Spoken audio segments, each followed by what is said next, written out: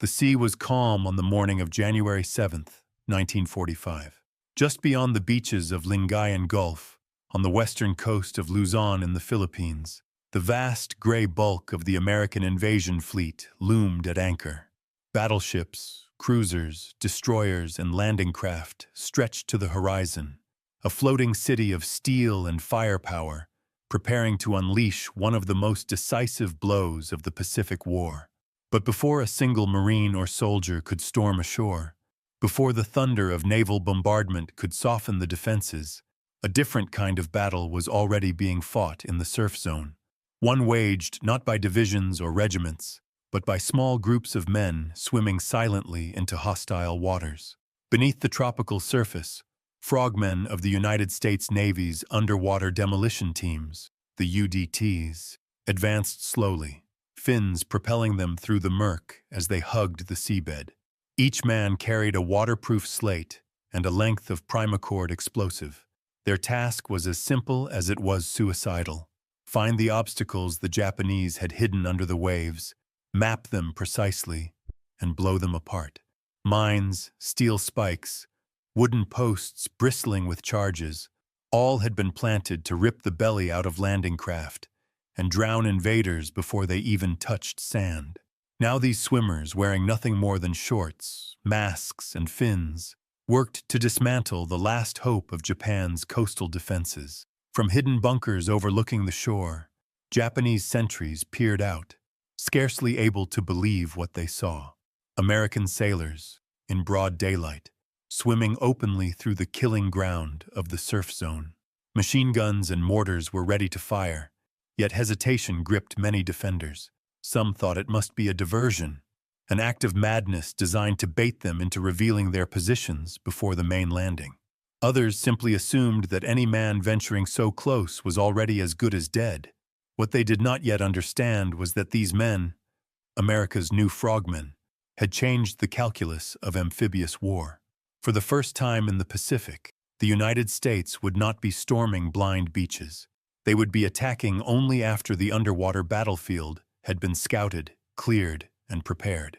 The work of the UDTs was invisible to most observers and largely forgotten in popular memory. Yet in these hours before invasion, they decided the fate of tens of thousands. For without clear approaches through reefs and minefields, the Marines and Army units assembling offshore could not land in strength. Without demolition of obstacles, the landing craft carrying Sherman tanks, artillery, and vital supplies would be trapped or destroyed.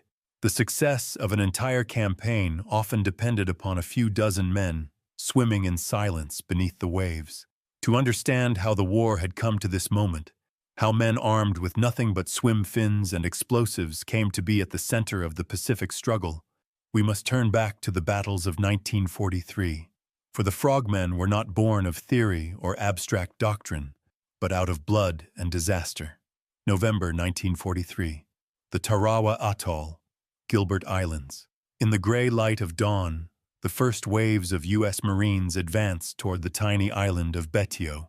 Its beaches bristled with Japanese fortifications, pillboxes of reinforced concrete, fields of barbed wire, mines scattered across the sand, and anti-tank obstacles reaching out into the reef. Yet the greatest danger was invisible until it was too late. American planners had misjudged the tides. Landing craft grounded on coral reefs hundreds of yards offshore, forcing Marines to wade chest-deep through the water, under relentless fire from entrenched defenders. Bodies piled in the surf, the sea turning red as machine guns scythed through the advancing lines. Over 1,000 Marines were killed in just 3 days of fighting. The cost shocked the American public, but for the Navy's amphibious planners it offered a hard lesson. No invasion could succeed unless the water itself was conquered first. Admiral Chester W. Nimitz, Commander-in-Chief of the Pacific Fleet, understood that the enemy's strongest defense was not just on land, but in the shallow approaches to every island fortress. Reefs, mines, log posts wired with explosives. These obstacles could stop even the mightiest armada dead in the water. Something new was required, a specialized force of swimmers, trained to survey beaches, mark channels, and blast apart barriers before the assault waves ever arrived. It was an unglamorous, anonymous role, but absolutely essential. Without it, every Tarawa would be repeated, every landing a bloodbath. Thus, in early 1944, the Navy began forming what became known as the underwater demolition teams. Their mission was simple in description, impossibly dangerous in execution: to ensure that American troops landed not into chaos, but onto cleared beaches where the path to victory had already been carved beneath the waves. These men, later called the Naked Warriors for their minimal equipment, were trained to operate in conditions no one else dared enter. Their bodies were their armor, their courage the only shield against discovery, and their success would enrage the Japanese, who had invested enormous resources into constructing impregnable beach defenses, only to see them demolished, sometimes literally overnight. Back at Lingayen Gulf, the frogmen pressed forward, each fin stroke bringing them closer to the deadly shoreline. They sketched the reefs, located the mines, and placed explosive charges on timber posts meant to wreck landing craft. When the fuses were lit, muffled thuds rolled through the water. Pillars of spray rose above the surf. From his observation post, a Japanese officer cursed as he watched months of labor disappear in minutes. For the first time, he realized that the Americans had found a way to strip the beaches bare, to deny Japan the advantage of its coastal fortifications. The silent war beneath the waves was not measured in front lines or territory gained, but in obstacles erased and lives saved. Each reef line cleared meant hundreds of landing craft could reach the shore unscathed. Each mine destroyed meant tanks could roll forward without fear of detonation. Each Japanese bunker forced to open fire early gave away its position to the waiting battleships offshore. The work of a handful of men shifted the balance of amphibious warfare, and enraged Japanese commanders who suddenly saw their beach defenses rendered useless. This is where our story begins, with the birth of the frogmen, the evolution of amphibious strategy, and the silent war that unfolded beneath the waves of the Pacific. What followed was a series of operations stretching from the blood-soaked coral of Tarawa through the jungled beaches of the Marianas to the volcanic nightmare of Iwo Jima and the storm-lashed shores of Okinawa. At every step, the underwater demolition teams would dive first, paving the way for victory, and leaving the Japanese both furious and helpless as their defenses crumbled before the invasion had even begun. The Pacific War had been raging for nearly 2 years when American strategists turned their eyes toward the Gilbert Islands. At the center of that atoll chain lay a small, flat spit of land just 3 miles long, Betio, the main island of Tarawa Atoll. Though little more than a patch of coral sand, its airfield and fortified shoreline gave Japan a strong point, blocking America's advance toward the Marshall Islands and the Marianas beyond. To Admiral Chester W. Nimitz, commander of the Pacific Fleet, seizing Tarawa was not optional. It was the next stepping stone across the Central Pacific. But in November of 1943, few Americans understood just how costly that stone would prove. Tarawa was to be the first heavily defended atoll assaulted by the United States. Japanese engineers, under the command of Rear Admiral Keiji Shibasaki, had spent nearly a year preparing its defenses. Concrete bunkers, machine gun nests, artillery positions, and interlocking fields of fire transformed the tiny island into what Shibasaki boasted could not be taken by 1,000,000 men in 100 years.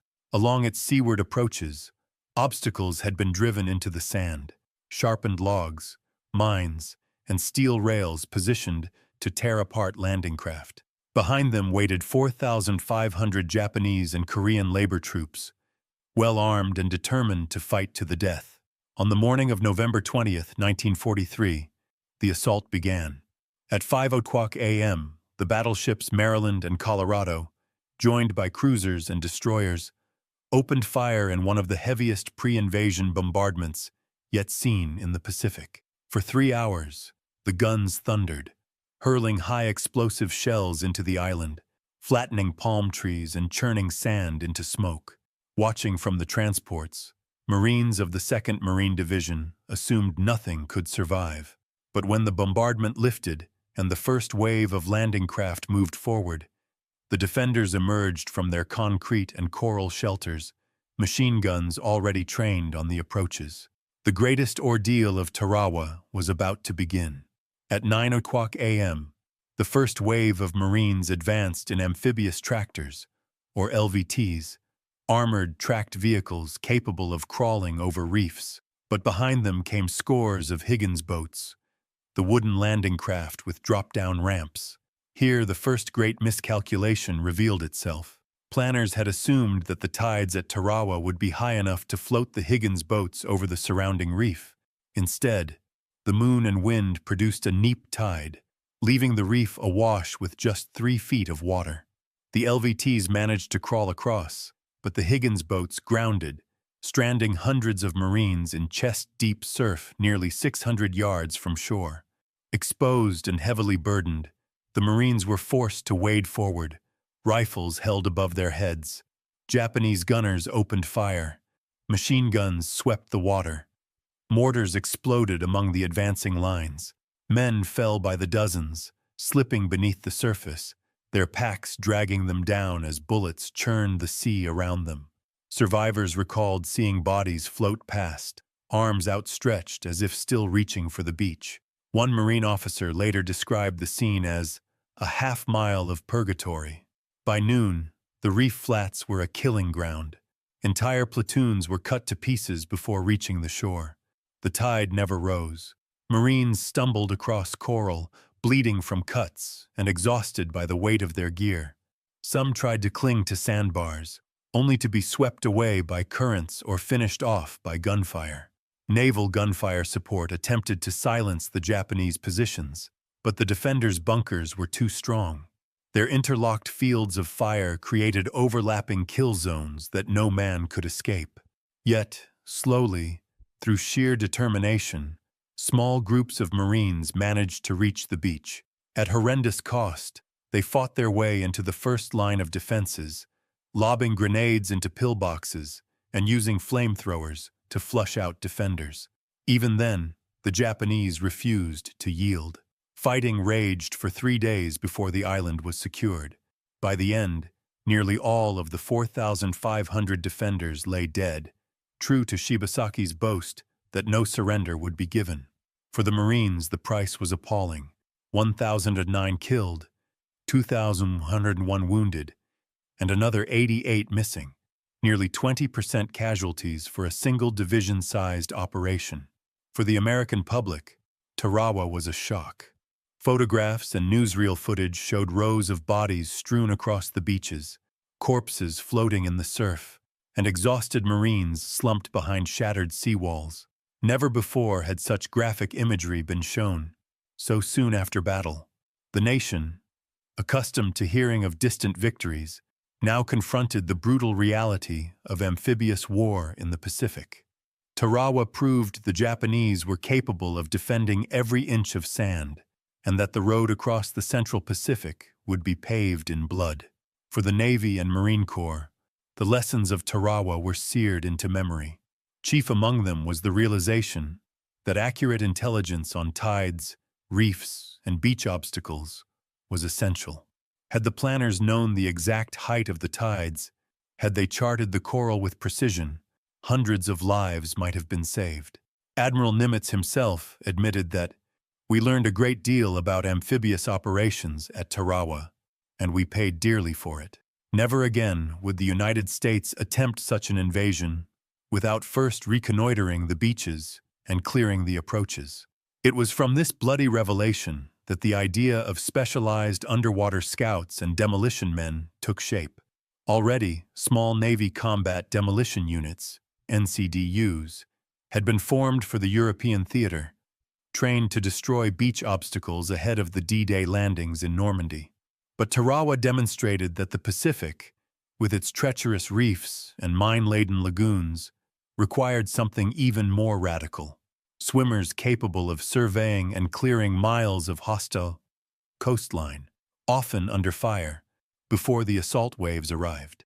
Thus, the groundwork was laid for the creation of the underwater demolition teams, the UDTs. They would be trained to swim into surf zones, measure depths, locate mines, and demolish obstacles with explosives. They would work in small groups, using stealth, speed, and sheer courage to neutralize the enemy's first line of defense, the sea itself.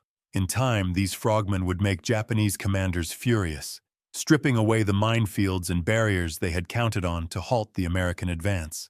But in late 1943, all of this was still to come. For now, Tarawa stood as a grim warning. Without preparation, without men who could master the unseen battlefield beneath the waves, every landing would risk becoming another blood-soaked disaster. The Marines who survived Tarawa carried those memories into every operation that followed. They spoke of comrades who drowned in the lagoon, of the tide that betrayed them, of the reefs that became graveyards. Their testimony haunted the planners of future assaults. And so, from the carnage of Betio, a new determination emerged. If the United States was to seize island after island across the Central Pacific, it could not rely on chance or courage alone.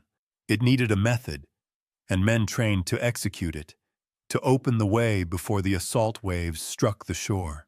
Tarawa, then, was more than a battle. It was a crucible. Out of its horrors came innovation. Out of its blood came the birth of the frogman. And out of its lessons came the realization that in amphibious war, victory began not on the beach, but in the shallow surf before it.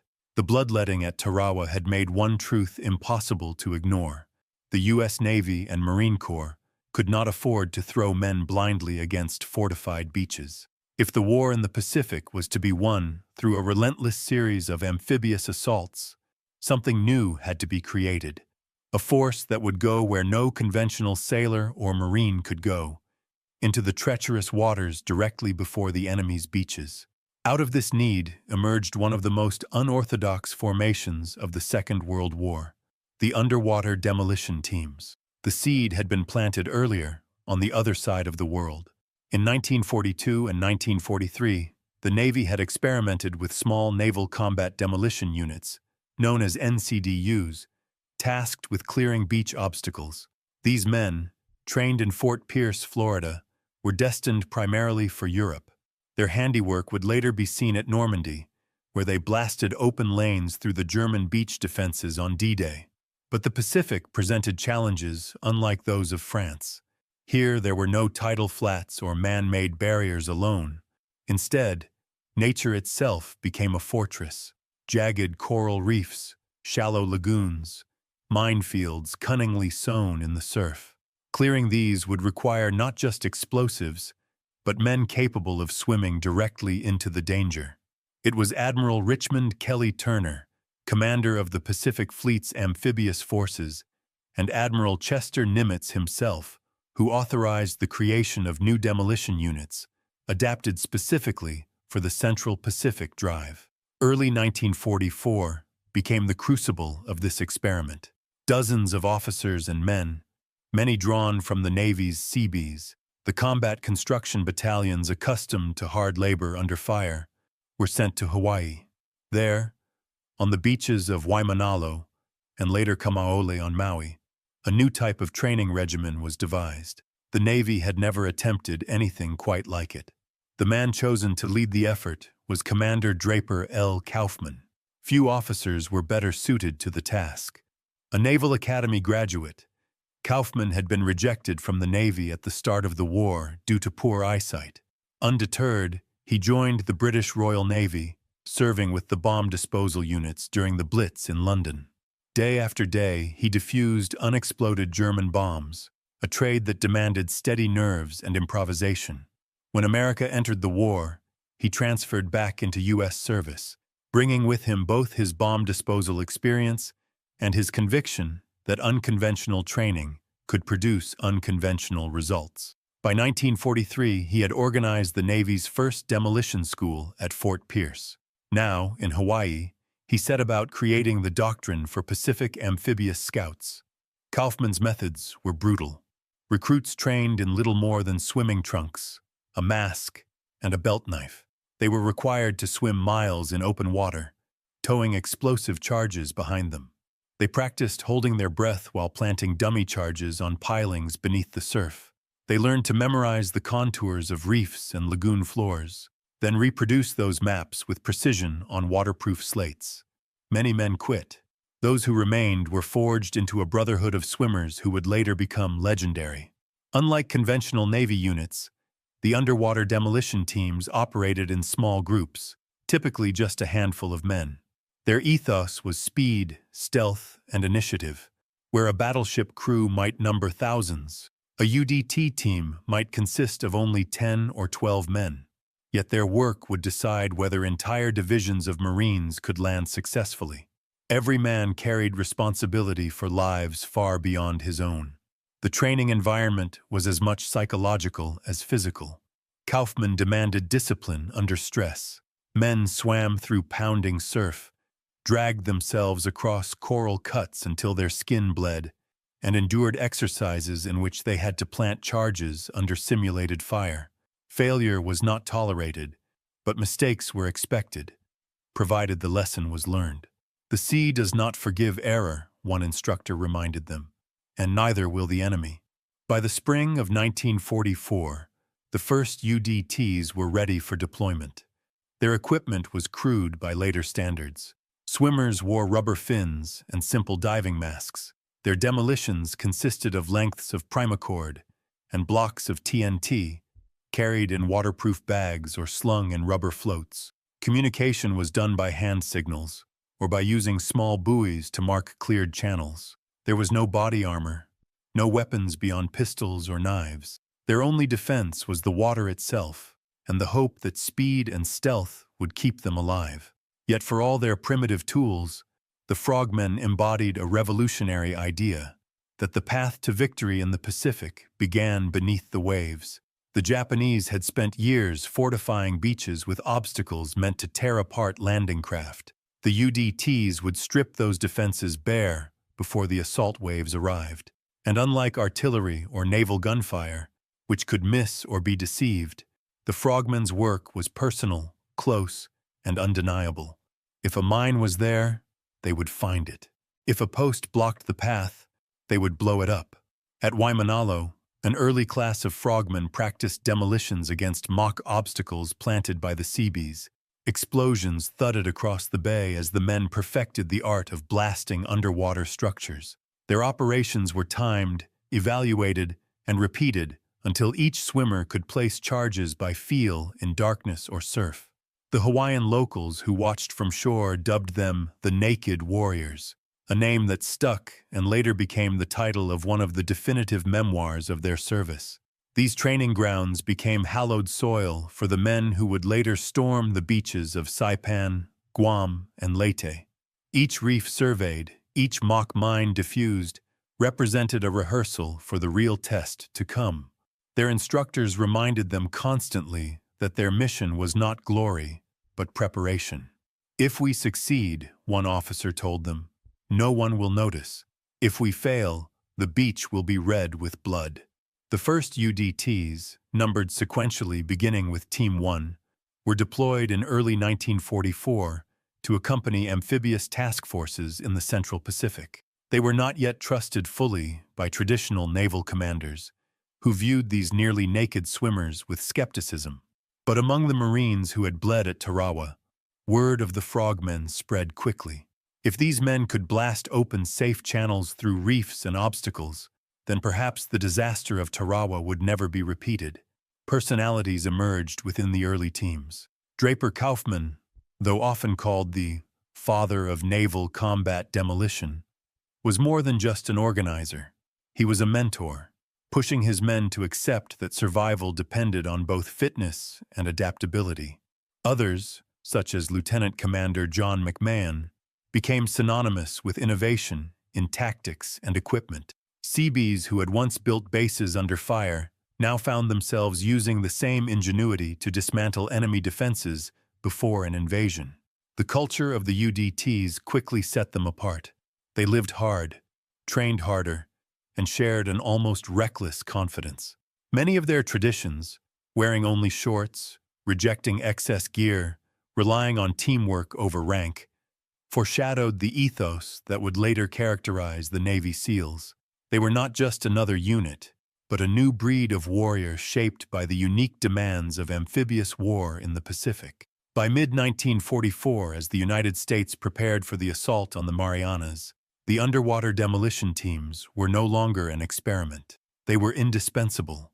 Each new invasion plan incorporated their role: swim in ahead of the fleet, measure the reefs, blast away mines and obstacles, and mark the channels for the landing craft to follow. It was thankless, invisible work, and yet it carried the highest stakes imaginable. Without cleared beaches, no invasion could succeed. And so, out of the lessons of Tarawa, the frogmen were born.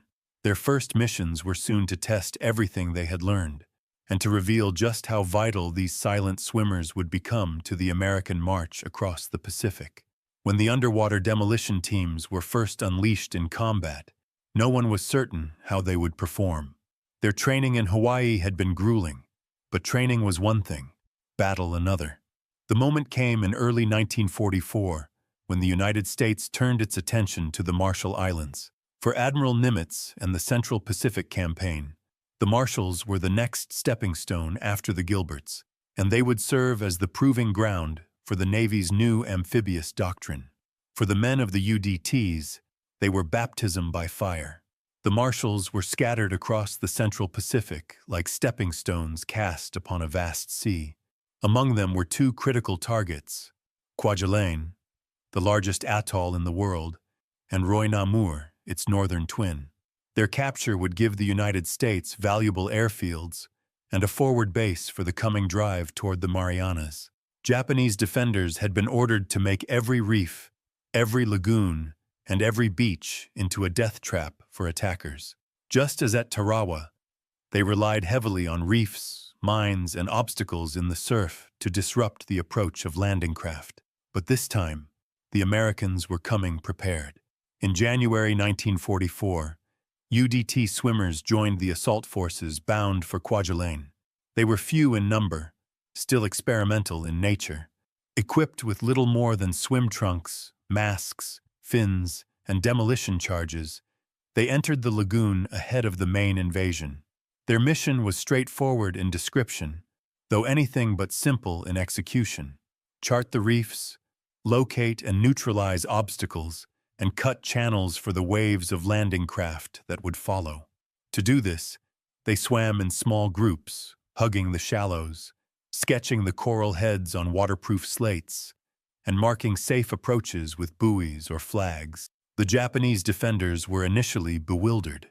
From their bunkers and firing pits, they watched figures swimming in the surf, not in armored landing craft, but bare-chested men braving the currents and the guns. Many Japanese officers assumed they were scouts or stragglers to be finished off later. In some cases, hesitation cost them dearly. By the time fire was directed at the swimmers, the frogmen had already completed much of their reconnaissance and slipped back into deeper water. For the first time, Japanese commanders began to realize that their carefully arranged minefields and barriers were not invulnerable. At Kwajalein, the UDTs blew their first combat demolitions. Using primacord laced around clusters of wooden posts, they detonated charges that sent fountains of spray into the air, clearing paths for incoming amphibious tractors. The thunder of their blasts echoed across the lagoon. To the Marines who watched from the decks of their transports, it was a welcome sight, proof that someone had already gone ahead, risking death, to open the way for them. Yet the early operations also revealed just how dangerous and unrefined the frogmen's methods were. Communication with the main invasion forces was often clumsy. Naval gunfire support, intended to suppress enemy fire, sometimes ceased too early or failed to target bunkers that menaced the swimmers. On more than one occasion, frogmen found themselves exposed in the surf zone while Japanese machine guns rattled from shore. Their only protection was to dive under the water and hope that the next burst passed overhead. Equipment, too, was a constant challenge. Their demolition charges had to be waterproofed with makeshift materials, and in rough seas fuses sometimes failed. Masks fogged, fins slipped, and slates were difficult to read in poor visibility. One officer later remarked that their work combined the hazards of swimming, mining, and reconnaissance, all without the tools proper to any of them. Despite these shortcomings, the frogmen achieved their purpose. At Kwajalein, the landing craft were able to come in through cleared channels, avoiding the mass groundings and carnage that had plagued Tarawa. Marines stormed ashore and fought their way through the Japanese defenses with heavy casualties, but the beaches themselves were open, the reefs no longer a graveyard. The same pattern repeated at Roy Namur, where demolition men cut passages through reefs and obstacles, enabling the Army's 7th Infantry Divisions to land with greater cohesion. The Japanese, for their part, took notice. Reports sent back from the marshals mentioned American swimmers dismantling obstacles in daylight, an act of defiance that shocked commanders who had assumed the surf zone to be an impenetrable moat. While the defenders had inflicted casualties, several frogmen were wounded, and a handful killed in the surf. The greater blow was psychological. The supposed inviolability of Japanese coastal defenses had been pierced, not by battleships or bombers, but by small teams of men working silently in the water.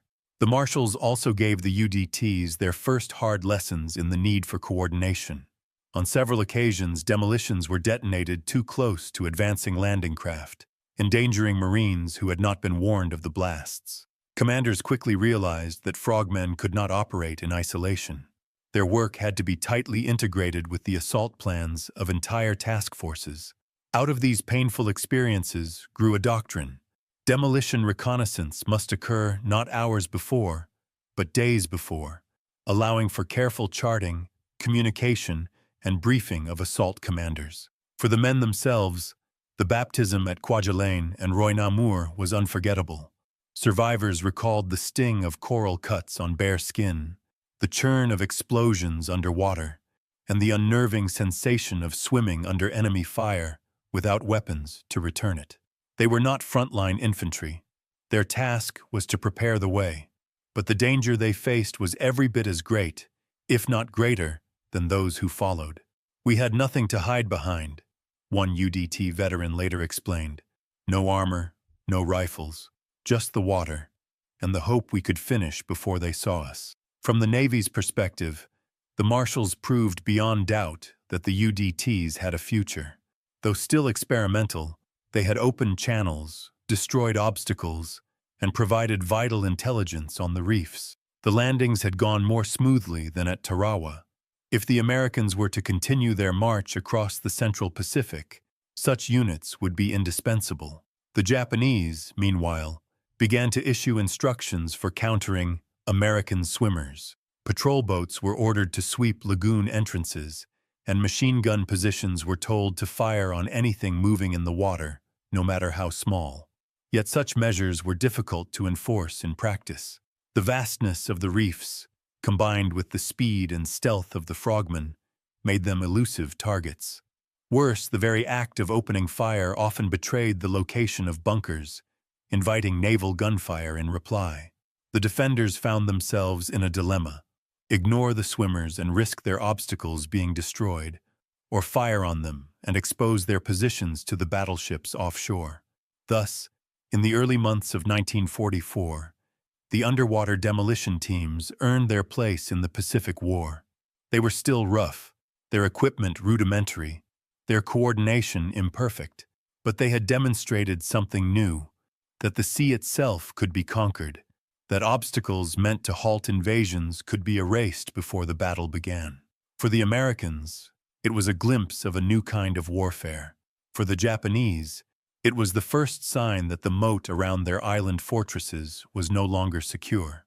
The story of the frogmen would grow more dramatic in the months ahead, as they swam under heavier fire, tackled larger beaches, and cleared paths for entire fleets. But it began here, on the reefs of the Marshall Islands, the first combat tests, where the naked warriors proved that even the ocean could be tamed in the service of invasion. By the summer of 1944, the U.S. Navy's underwater demolition teams had moved beyond their experimental stage. The Marshals had proven that frogmen could clear obstacles and open passages through reefs. But the scale of those operations was still limited. The real test came in the Marianas campaign. If the Gilberts and Marshalls were stepping stones, then the Marianas were a prize of strategic magnitude. Saipan, Tinian, and Guam placed American forces within bomber range of Japan itself. Their capture would allow the deployment of the new B-29 superfortresses, whose payloads could strike the Japanese homeland directly. For this reason, the Marianas were defended fiercely, and for the frogmen, their role would now expand from reconnaissance to outright combat support, under the most dangerous conditions yet faced. The first target was Saipan. On June 15, 1944, the invasion began. Before dawn, UDT swimmers slipped into the water off the western coast of the island. Their mission was to blast away obstacles and mines from the shallow approaches so the first waves of Marines could come ashore. Saipan's beaches were narrow, backed by cane fields and cliffs where Japanese defenders had dug in their guns. From their concealed positions, they could sweep the entire surf zone with machine gun fire. The frogmen knew this, but they swam anyway, armed only with explosives and their courage. Eyewitness accounts describe the chaos vividly. As the swimmers advanced, Japanese fire raked the water. Tracers whipped across the surface, and shells from shore batteries detonated around them. One veteran recalled diving beneath the waves and surfacing beside the body of a Marine who had been cut down in the first minutes of the assault. "We swam past floating corpses," he later said. "We knew that if we failed, there would be thousands more before the day was out." With grim determination, they placed their charges, lacing them around log posts and steel rails. Explosions thundered through the shallows, sending sprays of water skyward. With each blast, another deadly barrier was torn away, clearing a path for the landing craft that would follow. Coordination with the assault troops remained imperfect, and in some cases, demolition teams detonated charges while Marines were already wading ashore. But without those explosions, without those cleared channels, the first waves of the 2nd and 4th Marine Divisions would have been stranded, cut down in the same way as at Tarawa. The frogmen's work allowed the Marines to establish a tenuous foothold on Saipan, from which weeks of brutal fighting would unfold. The battle for Saipan was among the most ferocious of the Pacific War. Over 30,000 Japanese troops defended the island, and nearly all would die before the campaign ended. For the UDTs, however, the memory of those first hours in the surf remained the defining moment. They had operated under direct fire, with no armor, no cover, and no weapons to fight back. Their survival was due only to speed, stealth, and the chaos of the larger battle. But they had succeeded. For the first time, their contribution had been decisive in a major amphibious invasion. The Marines on Saipan would never forget the men who had opened the beaches for them. 2 weeks later, attention shifted to Guam. Larger than Saipan, Guam had been an American possession before the war, seized by Japan in December 1941. Retaking it carried not only strategic weight, but symbolic importance. The Japanese had fortified the island extensively, lining its shores with minefields, artillery, and coral obstructions. Once again, the frogmen were ordered to go in first. On July 21st, UDT swimmers entered the waters off Agate and Asan beaches. Their task was monumental: to clear wide channels through reefs so Higgins boats, the workhorse landing craft of the Pacific, could reach the sand. This time, Japanese defenders were alert. Shore batteries opened fire, and snipers concealed among the palm trees picked off any movement in the water. The frogmen swam within yards of these positions, fully exposed, carrying charges in rubber boats that bobbed helplessly in the surf. More than one demolition man was killed before he could even reach his target. Survivors recalled the eerie sensation of swimming so close to the enemy that they could hear shouted orders above the roar of the guns. Some worked at night, creeping into the shallows under cover of darkness. attaching explosives to obstacles by feel alone. When the charges detonated, entire sections of mine-studded reefs vanished, leaving open water for the assault craft. But every success was bought with risk. One team nearly drowned when their rubber float was shattered by a shell, spilling explosives into the sea. Another swam back to their ship with nothing but their masks, having lost all equipment under fire. Yet still they pressed on, determined to finish the job. The Marines and soldiers who landed at Guam benefited directly from these efforts. Without the cleared channels, Higgins' boats would have grounded on reefs or struck mines, leaving their passengers stranded in the water under fire. With the frogmen's work, entire battalions could hit the beaches in order, maintaining momentum in the critical first hours. The battle for Guam would last for weeks, with fighting through jungles and ridges. But the initial landings, made possible by the UDTs, gave the Americans their foothold. The Japanese reaction to these operations was furious. Reports from surviving officers describe disbelief at the audacity of the swimmers. How could unarmored men dare to approach fortified beaches in daylight? And how could they succeed under such fire? One Japanese diary recovered on Guam noted bitterly, "The enemy has men who come like fish, clearing our obstacles before their great fleet. We cannot stop them." It was an admission of impotence. The elaborate defensive works, designed to delay or destroy an invasion, were being stripped away before the battle even began. The Marianas Campaign marked the turning point for the underwater demolition teams. No longer viewed as an experiment, they were now indispensable. Commanders began to plan invasions with the frogmen in mind from the start, integrating their missions into the broader operational timetable. Naval gunfire schedules were adjusted to cover their work, and reconnaissance reports were designed to be shared directly with demolition officers. The lessons learned at Saipan and Guam about timing, coordination, and communication became doctrine for the remainder of the Pacific War. For the men themselves, the campaigns were a crucible. Many bore scars from coral cuts, burns from explosives, or wounds from enemy fire. They had swum through seas littered with bodies, carrying out their mission in conditions few others could imagine. And yet they asked for little recognition. One veteran later remarked, "Our job was to make sure the Marines could get ashore. If they did, then we'd done what we came for." It was a modest statement, but behind it lay extraordinary courage. The Marianas were also significant in another respect. With their capture, the United States now possessed airfields from which the new B-29 bombers could strike Japan. From Saipan and Guam, raids would soon begin that carried the war to Tokyo itself.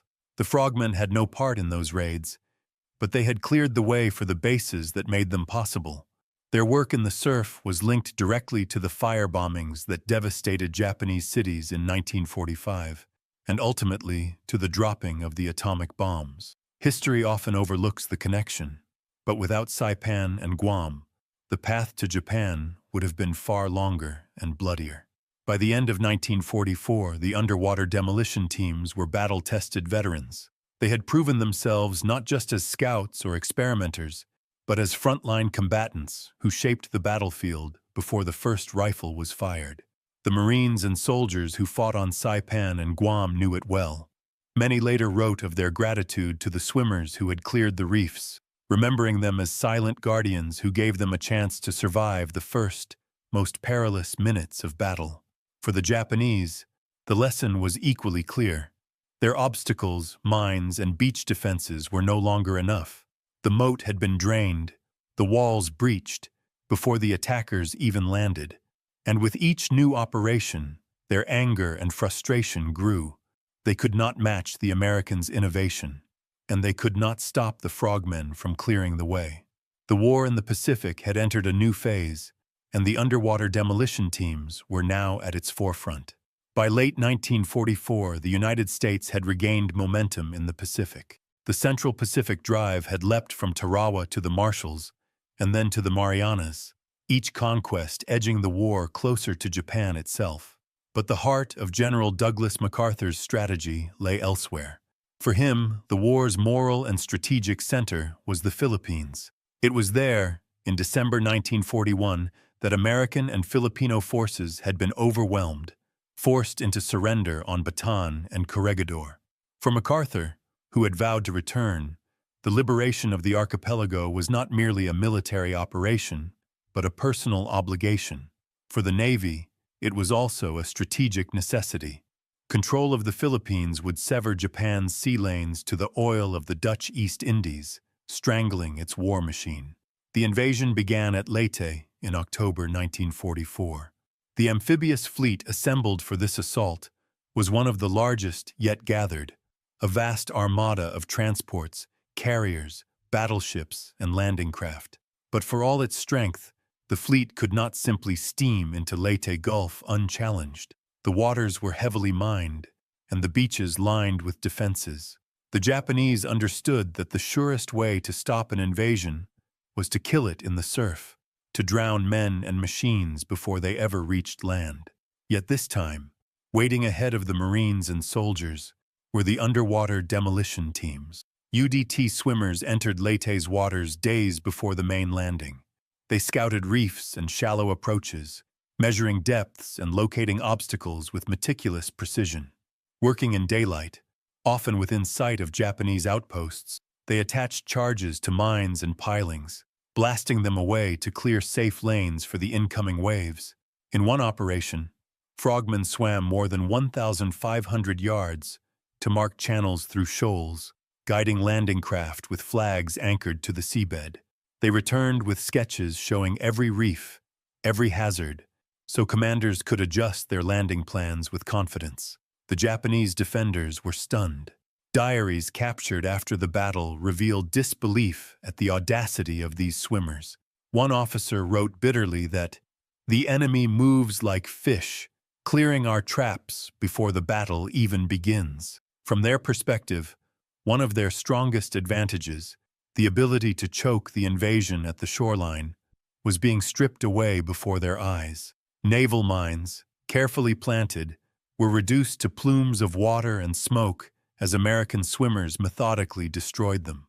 Obstacles that had taken weeks to construct disappeared in a single detonation of TNT.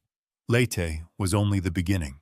In January 1945, attention shifted north to Luzon, the largest island of the Philippines. Here, the key landing site was Lingayen Gulf. Japanese forces had fortified it extensively, sowing mines and preparing shore batteries to annihilate any invasion force that dared to enter. But once again, the frogmen went in first. On January 7th, demolition teams swam into Lingayen's waters under heavy threat. The Gulf was alive with danger. Japanese artillery onshore, patrol boats prowling the approaches, and mines drifting in the current. Kamikaze aircraft hurled themselves against the invasion fleet, turning the skies into firestorms.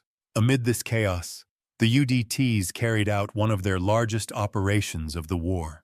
Teams cleared hundreds of mines, marking lanes for the waves of landing craft that followed. They blasted apart obstacles in the surf, sometimes within sight of Japanese gunners, who could do little more than curse their persistence. The scale of the Lingayen operation was staggering. In just 3 days, frogmen surveyed over 2,000 yards of beach and destroyed more than 500 obstacles. The safe channels they opened allowed MacArthur's invasion force to come ashore with far fewer losses than feared. For the Japanese, it was a devastating realization. Their coastal defenses, once seen as impenetrable, were being rendered irrelevant. Their mines, the great equalizer against America's naval superiority, were systematically erased. Captured Japanese communications from this period convey their mounting frustration. Commanders complained that the enemy removes our obstacles as if they do not exist, and that every barrier painstakingly laid was blown apart before it can fulfill its purpose. To Japanese soldiers onshore, watching half-naked swimmers dismantle months of preparation in mere hours was infuriating, even humiliating. They had counted on the sea to be their ally, but the Americans had found a way to conquer even that. For the UDTs, the Philippines campaign was both vindication and transformation. No longer were they a novelty or an experiment. They were now central to amphibious doctrine, trusted to clear the way for the largest invasions of the Pacific. At Leyte and Lingayen, they had not only ensured the success of the landings, but also demonstrated that Japan's entire defensive strategy, built on minefields and fortified shorelines, could be undone. Yet the cost was real. Several frogmen were killed in the Philippines, either by enemy fire, accidental detonations, or the simple hazards of the sea. Survivors carried scars from coral, burns from explosives, and the memory of swimming under fire with no weapons to return it. Their bravery often went unheralded, overshadowed by the larger battles fought inland. But those who fought ashore knew the truth. Without the cleared channels, without the safe approaches, the invasion would have been a slaughter before it even began. By the end of the Philippines campaign, Japanese officers were openly acknowledging the threat. Some even recommended the creation of their own swimmer units. But it was too late. Japan lacked the time, training, and resources to develop a countermeasure. The Americans had seized the initiative, and the frogmen were now indispensable. The liberation of the Philippines thus marked a turning point not only for MacArthur's strategy, but for the underwater demolition teams themselves. They had moved from small-scale raids to vast operations that shaped the outcome of entire campaigns. Their presence enraged the Japanese, who saw their strongest defenses stripped away. But it also gave American commanders a new confidence. Wherever the UDTs went, the invasion could proceed. Wherever they swam, the beaches would be open. In February 1945, the United States launched one of the most brutal and costly operations of the Pacific War, the assault on Iwo Jima. Barely 8 square miles of volcanic rock, the island was of immense strategic importance. From its airfields, Japanese fighters intercepted American B-29s bound for Tokyo, and its location halfway between the Marianas and the Japanese home islands made it the perfect emergency landing site for bombers. For these reasons, Iwo Jima had been turned into a fortress.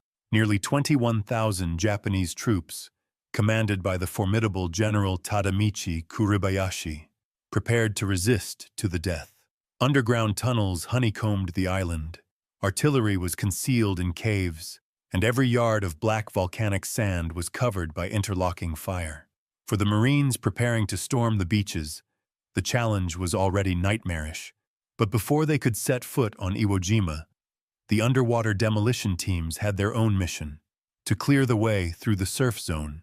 If the Marines were to land in strength, the beaches had to be accessible, and that meant the frogmen had to go in first. On February 17th, just 2 days before the main assault, UDTs began their reconnaissance. From landing craft offshore, the swimmers slipped into the water wearing only trunks, masks, and fins. Armed with waterproof slates and demolition charges, they advanced toward the beaches under the gaze of concealed Japanese gunners. The island's defenders had remained silent through days of bombardment, their artillery hidden in tunnels and camouflaged positions. But when the frogmen approached, the silence broke. Japanese gunners unleashed a storm of fire. Artillery shells crashed into the sea, throwing geysers of water into the air. Machine guns raked the surface. Mortars exploded in the shallows. Amid this chaos, the frogmen swam forward, diving beneath the waves to place charges on obstacles, surfacing to mark reefs with flags for the landing craft. Survivors later described the sensation of swimming through boiling water, the blasts of shells pounding the sea around them. One officer recalled, "It was as if the entire island had opened fire on us, and still we swam in." The task bordered on suicidal. The frogmen carried no rifles, no heavy gear, only explosives and measuring devices. Their only defense was their own courage and the hope that speed would keep them alive. Many did not survive. Landing craft carrying UDT teams were struck and sunk. Others were shredded by artillery as they tried to withdraw. Yet, incredibly, the mission continued. By the end of the day, despite heavy casualties, the swimmers had mapped the reefs and cleared critical channels. The Marines who would land on February 19th now had the information and openings they needed. Japanese records recovered after the battle reveal astonishment at the audacity of these men. One officer wrote that, "The enemy swims like madmen into our fire, destroying what we have built. We do not understand such soldiers." To the Japanese defenders, the frogmen's actions defied logic. In a war defined by overwhelming firepower and mechanized might, here were nearly naked men, deliberately exposing themselves in the killing zone, armed with little more than explosives and determination. For the UDTs, Iwo Jima was the crucible. They had operated under fire before, at Saipan, Guam, and in the Philippines, but never on this scale, never against an enemy so determined. The battle for the island would rage for more than a month, with nearly 7,000 Americans killed and over 19,000 wounded. The Marines bore the brunt of that fighting.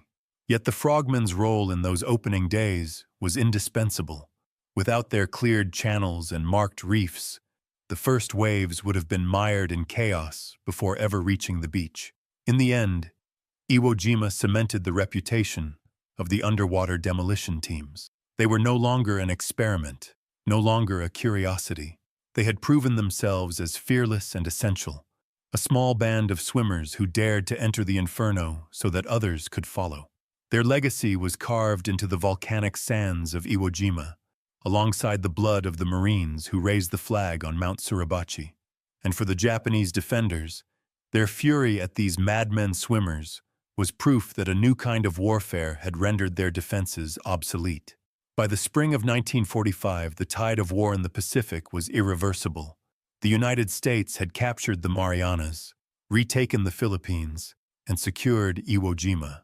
Each conquest had inched the Allies closer to Japan itself. Now, the next step was Okinawa, the largest amphibious assault of the Pacific War and the final great battle before the home islands.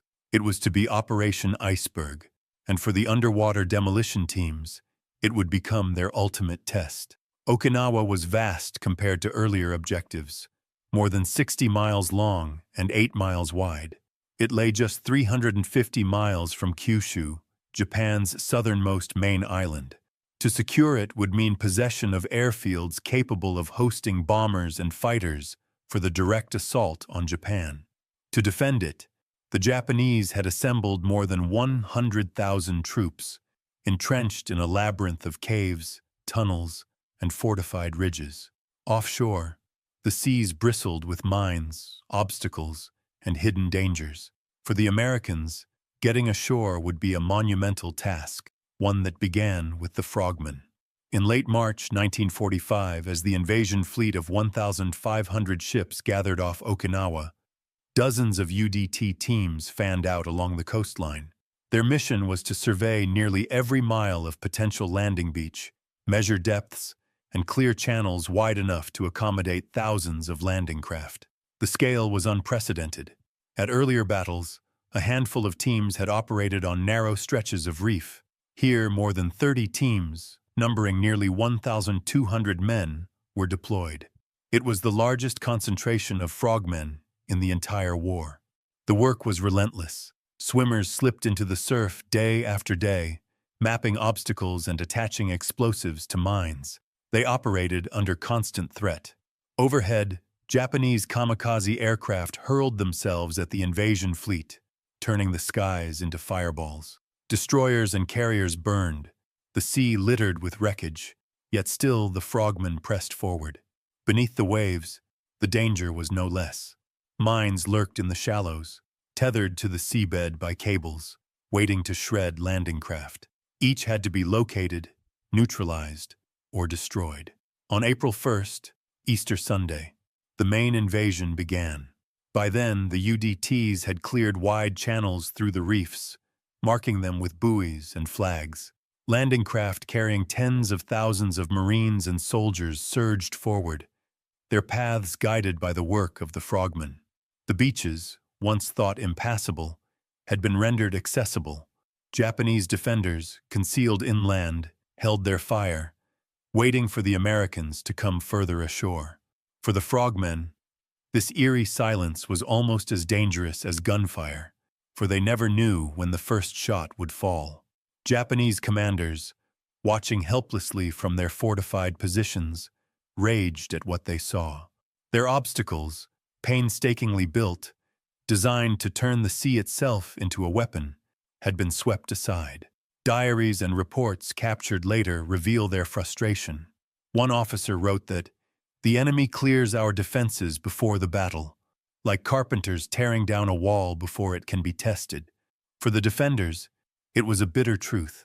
The Americans had found a way to erase months of preparation in a matter of hours. The UDTs paid a price for their success. Several teams suffered casualties from mines detonating prematurely or from sudden bursts of Japanese fire.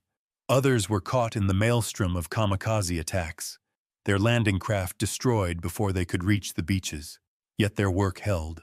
By the end of the opening phase, they had surveyed nearly every possible landing site on Okinawa, cleared more than 1,000 obstacles, and opened the way for the largest amphibious force ever assembled in the Pacific. The land battle that followed would last for nearly 3 months, one of the bloodiest struggles of the war.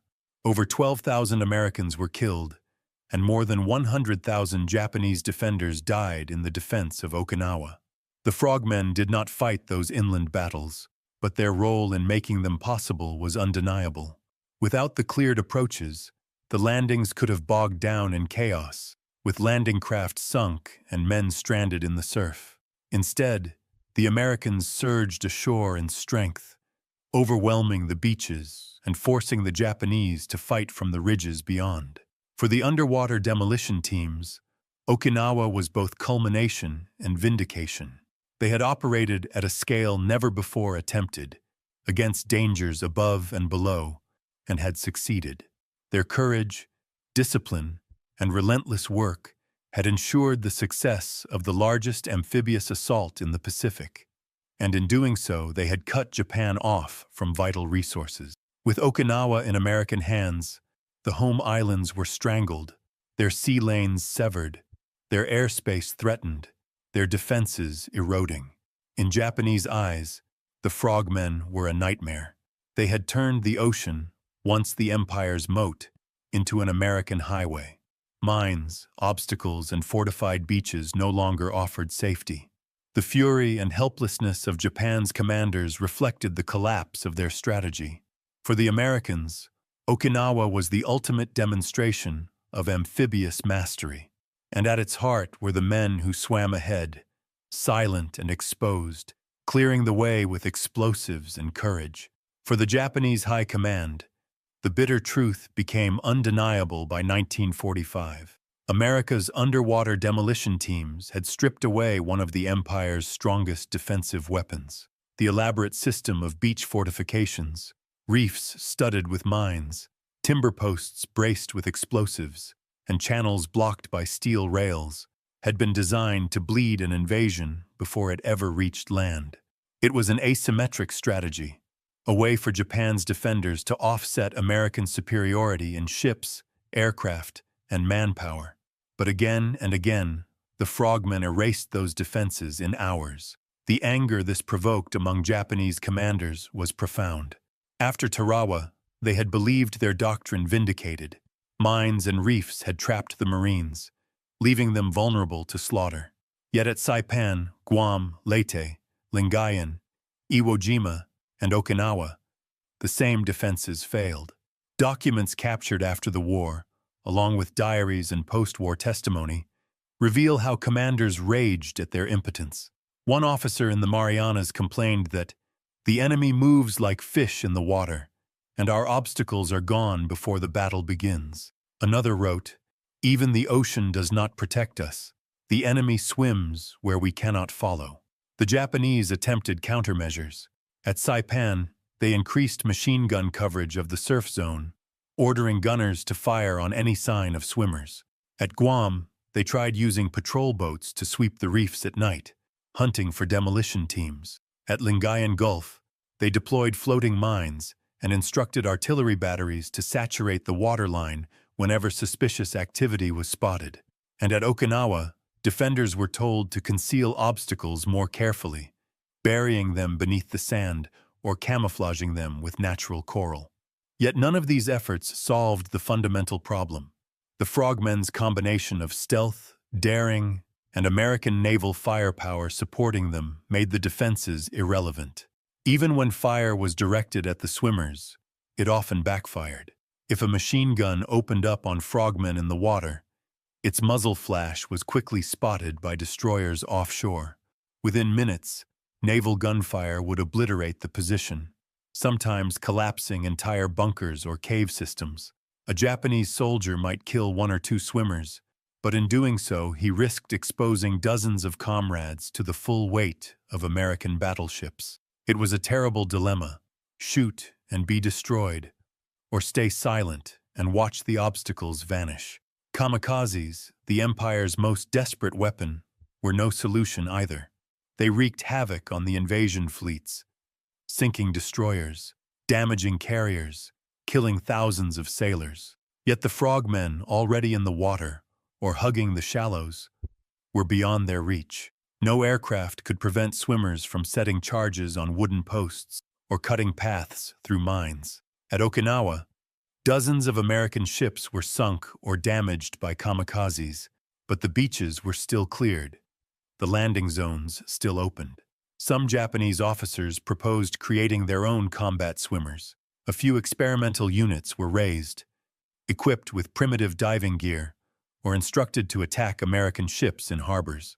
But these efforts were too little, too late. Japan lacked the resources, training facilities, and time to develop effective frogmen. Most of their special attack forces were instead concentrated on suicide boats, human torpedoes, and kamikazes. None could contest the shallow surf the way America's UDTs did. The frustration echoed through diaries. A lieutenant on Guam wrote bitterly, "Our mines are useless. Every day, explosions in the water, and then they are gone. We build again, but the enemy destroys faster than we can create." Another commander at Okinawa recorded, "It is as if the enemy erases the battlefield before we can fight upon it." Such statements capture not just anger, but despair, the recognition that their strategy was crumbling. In post-war interrogations, Japanese survivors often pointed to the UDTs as among the most effective of all American innovations. One officer observed that while Marines and soldiers earned glory in newspapers and newsreels, it was the silent swimmers who made invasions unstoppable. Without them, he reflected, your landings would have been like Tarawa, and our defenses would have been stronger. With them, our obstacles were nothing. It was an extraordinary admission, highlighting how deeply the frogmen had undermined Japan's defensive doctrine. For the Americans, the Japanese fury was a sign of success. The very fact that commanders obsessed over swimmers, men who numbered only a few hundred in total across the Pacific, demonstrated the disproportionate impact of their work. Each obstacle cleared saved dozens of lives in the assault waves. Each mine destroyed preserved tanks, artillery, and landing craft essential for sustaining the attack. By making the beaches accessible, the frogmen ensured the massive power of America's amphibious forces could be unleashed without hindrance. And yet, despite their crucial role, the UDTs remained largely unheralded. Marines who stormed ashore received headlines, while demolition swimmers slipped back into obscurity after their missions. The Japanese, ironically, recognized their importance more keenly than the American public did at the time. Their rage, their sense that an invisible hand was undoing their defenses, was a testament to the silent power of the frogmen. Ultimately, Japan had no answer. Shore fire could not kill enough swimmers to matter. Patrol boats could not cover every reef. Mines could be cleared faster than they could be laid. And suicide attacks, though devastating to ships, left the shallow surf zone vulnerable. The Empire's strongest asymmetric tool, the fortified beach, had been neutralized. By the summer of 1945, with Okinawa lost and the home islands threatened, Japanese officers privately admitted that their coastal defenses were broken before the battle even began. The UDTs had not won battles alone. They had not raised flags or stormed ridges. But by removing the first line of resistance, they made every American invasion unstoppable. Their existence enraged the enemy, and their success demoralized defenders who saw months of preparation turn to rubble in minutes. In the silent war beneath the waves, Japan's fury was matched only by its futility. By the summer of 1945, the underwater demolition teams had become a permanent fixture of America's amphibious doctrine. From the reefs of the Marshalls to the volcanic sands of Iwo Jima and the vast shores of Okinawa, they had proven indispensable. Each invasion had begun with their silent, near-suicidal work in the surf. Each victory had been shaped by their willingness to swim into fire and dismantle defenses before the first Marine or soldier touched the beach. And yet, even as Okinawa fell and Japan stood on the brink of collapse, the Frogmen's mission was not over. The next step was the most daunting of all: the invasion of Japan itself. Codenamed Operation Downfall, it was divided into two immense campaigns. The first, Operation Olympic, would strike in November 1945 against the southern island of Kyushu. The second, Operation Coronet, would follow in the spring of 1946, targeting Honshu and the Tokyo Plain. Together, these operations envisioned the largest amphibious assaults in human history, dwarfing Normandy, Okinawa, and every previous landing of the war. For the UDTs, the challenge was staggering. Planning documents reveal that Japanese beaches were expected to be lined with thousands of obstacles: mines buried in the sand, log posts tipped with explosives, steel rails designed to pierce landing craft, and vast fields of barbed wire beneath the surf. More ominously, intelligence reported the presence of suicide boats, small, fast craft loaded with explosives and intended to ram invading vessels. Kamikaze pilots would dive from above while suicide divers, known as fukuryu or crouching dragons, were trained to attack underwater, carrying mines on bamboo poles. If Operation Downfall had gone forward, the Frogmen would have been the very first to face this nightmarish gauntlet. Their mission would have been to swim ahead of the invasion, charting reefs and sandbars, clearing paths through minefields, and demolishing barriers under the gaze of tens of thousands of defenders. The risks were unimaginable.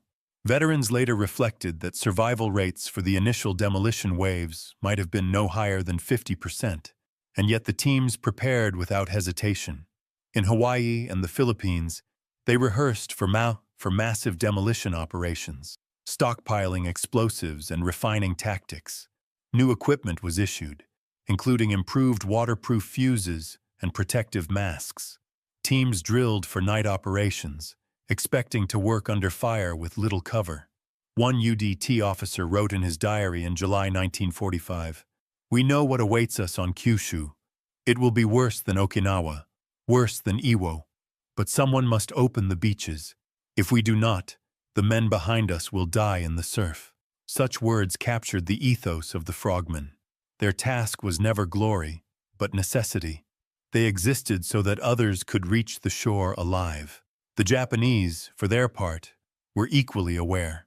Captured documents reveal that coastal defenses for Kyushu included over 4,000 suicide boats, 5,000 mines, and entire battalions dedicated to surf zone defense. Beaches were laced with concrete tetrahedrons and underwater stakes. Every possible landing site was prepared for destruction. The defenders planned to throw back the invasion at the waterline, just as they had hoped to do at Tarawa, Saipan, and Okinawa. But history suggested the outcome would be the same. The Frogmen would dive in, charges would detonate, and the obstacles would vanish. In the end, Operation Downfall never came. On August 6th and 9th, 1945, the atomic bombings of Hiroshima and Nagasaki, combined with the Soviet invasion of Manchuria, forced Japan's surrender. The war ended abruptly, sparing both the Frogmen and the invasion force from what would have been a bloodbath on a scale the world had never seen. For the UDTs, the relief was immense. Many had expected not to return from Japan's shores. Yet even as the war closed, they understood that their work had permanently changed the nature of amphibious warfare. Their wartime record was extraordinary. In less than 2 years of combat operations, underwater demolition teams had participated in every major amphibious assault of the Central Pacific Drive. They had surveyed hundreds of miles of coastline, cleared thousands of obstacles, and saved untold lives. At Saipan, they had swum through seas filled with corpses to blast channels for the Marines. At Guam, they had worked within yards of Japanese batteries. At Leyte and Lingayen, they had destroyed hundreds of mines under kamikaze skies. At Iwo Jima, they had braved the heaviest fire of the war. And at Okinawa, they had cleared the way for the largest amphibious fleet ever assembled. Casualties among the frogmen were not insignificant. Dozens were killed, many more wounded, and countless others scarred by coral burns or the psychological toll of swimming into enemy fire without the means to fight back. Yet their losses, compared to the lives they saved, underscored their effectiveness.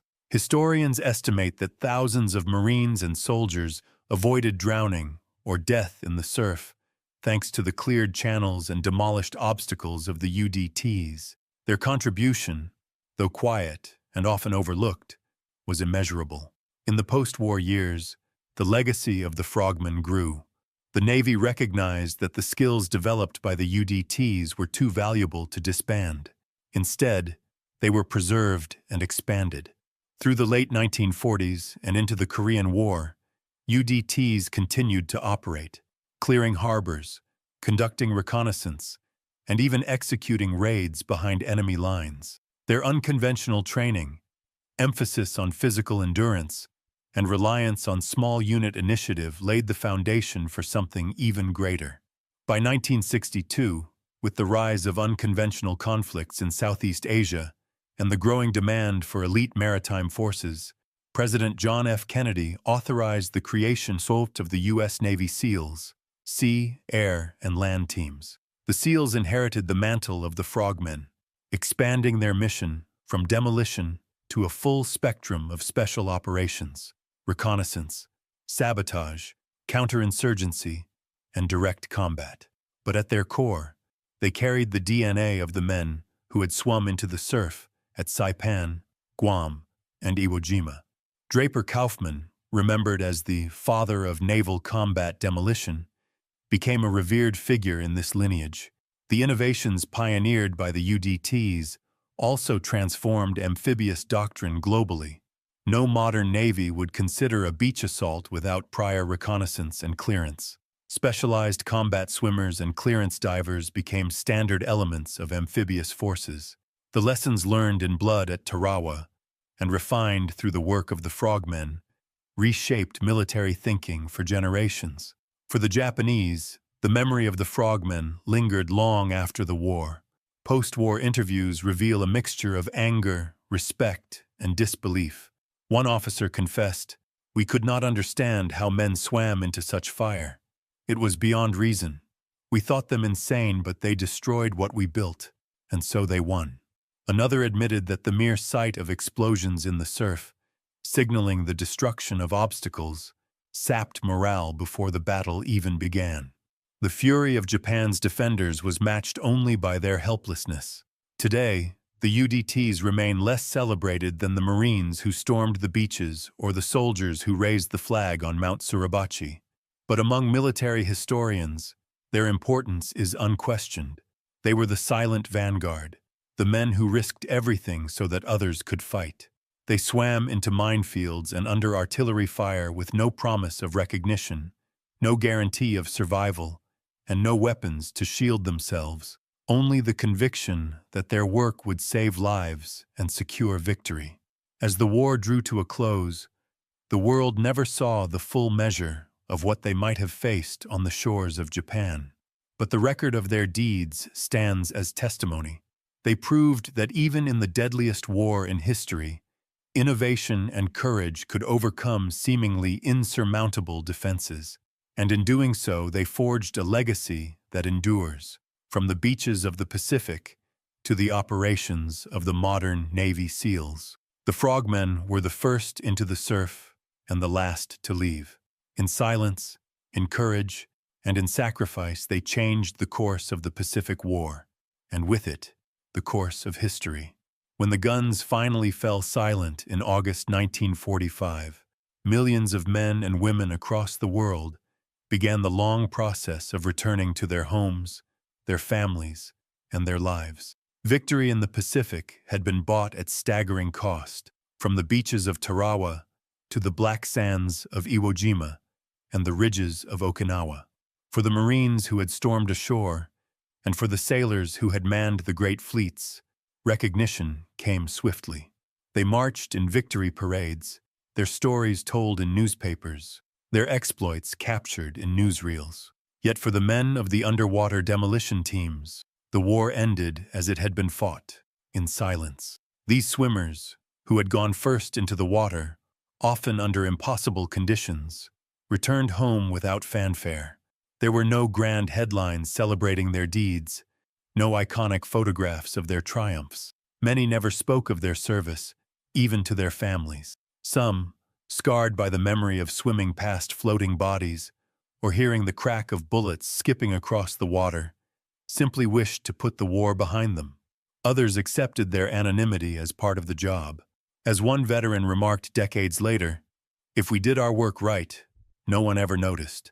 The Marines just saw clear water and open beaches, and yet, without them, those beaches might have become graveyards." The silence of their story was matched only by the fury of their enemy. Japanese records make plain that commanders raged at the frogmen, describing them as phantoms who dismantled defenses before the battle had even begun.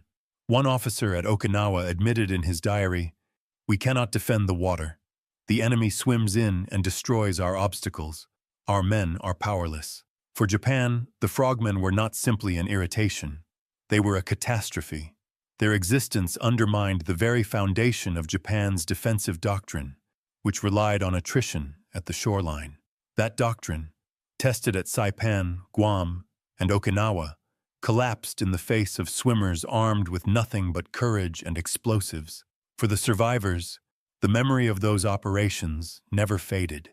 Many spoke of the same sensations: the cold fear of slipping into dark water, the taste of salt and cordite, the sting of coral slicing bare skin. They recalled swimming beside comrades who vanished in an instant, struck by unseen gunfire, their bodies sinking silently into the surf. Others remembered detonations that nearly killed them, or near drownings in heavy seas. These were not the glamorous memories of victory, but the raw, human experiences of men who had lived on the knife's edge between life and death. Recognition, when it came, was often delayed. In the years immediately after the war, the public imagination was captured by the iconic images of Marines raising the flag on Mount Suribachi, of MacArthur wading ashore at Leyte, of great fleets steaming across the Pacific. The frogmen remained in the shadows. Only in later decades did military historians and veterans organizations begin to highlight their role. Books such as The Naked Warriors by Francis Douglas Fain and Don Moore brought their story to wider attention, revealing the brutal training, the hazardous missions, and the immense contribution they had made. For the Navy, however, their value was never in doubt. The UDTs remained active after the war, evolving with the changing nature of conflict. In Korea, they once again cleared beaches and harbors. In Vietnam, their legacy passed to the newly created Navy SEALs, whose missions expanded to include reconnaissance, sabotage, and direct action. But the DNA of the frogmen remained. Their emphasis on small unit cohesion, endurance, and the mastery of the maritime environment became the foundation of modern naval special warfare. Every SEAL today traces his lineage back to those men who swam into fire at Saipan and Iwo Jima. The contrast between their anonymity in 1945 and their towering legacy today is striking. Modern special forces are celebrated, their operations followed by media and film, their reputation carefully cultivated. But the frogmen were different. They had no expectation of fame, no hope of recognition. They were pioneers who worked in obscurity, their victories measured not in medals or headlines, but in the safe landings of men who never knew their names. One UDT veteran, reflecting late in life, explained it simply. We weren't heroes, we were insurance. If we did our job, others lived. That was enough. Such humility masks the reality that their work was nothing less than revolutionary. By stripping away Japan's beach defenses, they ensured that America's overwhelming power could be brought to bear. By conquering the ocean itself, they reshaped the nature of amphibious war. Their anonymity also reflected a larger truth about the Pacific War. It was a conflict of immense scale, where the actions of small groups could easily be overlooked amid the clash of fleets and the march of divisions. Yet those small groups often made the difference between victory and disaster. The Frogmen were one such group, invisible to the cameras, but essential to the outcome. In remembering them, we are reminded of the layered nature of war. It is not only the visible triumphs that matter, but the hidden labors, the unglamorous tasks performed in silence. The UDTs embodied that principle. They were not conquerors of islands, but enablers of conquest. Their work did not end battles, but it allowed battles to begin on ground of America's choosing, rather than in chaos and carnage at the water's edge. As the decades passed, monuments and memorials slowly emerged. Plaques were placed at former training beaches in Hawaii, commemorating the men who endured grueling exercises there before venturing into combat. Reunions were held, where surviving frogmen gathered to share memories and honor the fallen. And in the annals of naval history, their story finally took its rightful place as the beginning of a lineage that runs through Korea, Vietnam, and into the present day. Yet for many families, the recognition came too late. Countless frogmen who never spoke of their service went to their graves without telling their stories. Their children and grandchildren discovered only later, through military records or unit histories, the true extent of their contribution. The silence of those men, born of humility and perhaps of trauma, remains one of the defining legacies of the UDTs. They were warriors who bore their burdens quietly, content to let others receive the glory. The final measure of their importance lies not in monuments or medals, but in the fury they inspired in their enemy. Japan's anger revealed their decisiveness. The empire had built its defenses on the assumption that the sea could not be crossed without terrible cost. The frogmen proved otherwise. They tore down the very walls Japan relied upon, and in doing so, helped bring the Pacific War to its end. Today, when we think of naval special warfare, of SEALs slipping ashore in darkness, of divers dismantling mines in hostile waters, we are witnessing the legacy of those World War II frogmen. Every modern mission carries echoes of Saipan, Guam, and Okinawa. Every act of maritime special operations is rooted in the courage of men who swam with explosives into fire, armed only with skill and determination. As this story closes, we return to the image with which it began. Swimmers in the surf, silhouetted against the dawn, moving silently toward a hostile shore. They are anonymous, their faces unseen, their names unrecorded in the headlines of their day.